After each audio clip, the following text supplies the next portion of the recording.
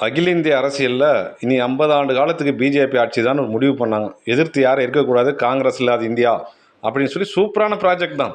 அந்த நேரத்தில் தமிழ்நாடு போலவே நிதிஷ்குமாரும் ஒரு கான்செப்ட் இந்தியா கூட்டணின்னு ஆரம்பித்தார். காங்கிரஸை மையப்படுத்தி மாநில கட்சியெலாம் ஒருங்கிணைச்சு அருமையான கான்செப்ட். அவர் வெளியே ஓடினாலும் இன்றைக்கி இந்தியா கூட்டணி பாஜகவை மைனாரிட்டி கவர்மெண்ட் கொண்டு போய் விட்டுருச்சு. இப்போ அவங்க வேக வேகமாக மற்ற கட்சிகளை உடச்சி எம்பிக்கு இழுத்துட்டு வராங்க.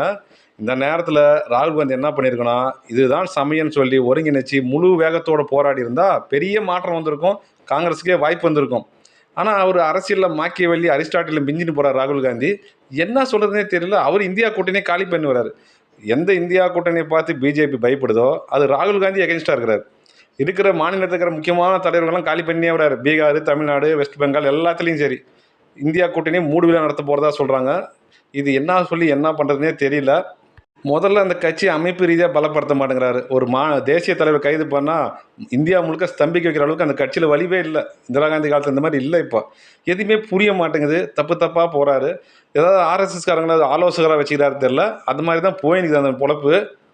உண்மையை சொல்லணுன்னா பாலகுமாரன் வாசனை மாதிரி நாடி நரம்பு ரத்தனத்துலலாம் ஆட்சியை பிடிக்கணும்னு வெறி உள்ள ஒரு மனுஷனால தான் பிஜேபி சாய்க்க முடியும்.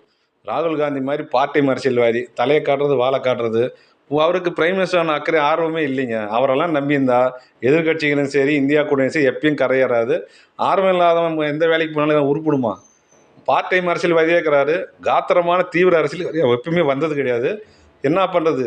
அவரை நம்பி தான் இத்தனை பேர் இத்தனை கட்சியும் இருக்குது. ஆனால் அவருடைய போக்கு மிக மிக ஆச்சரியம் அளிக்குது, ஏமாற்றம் அளிக்குதுன்னு தான் சொல்லணும்.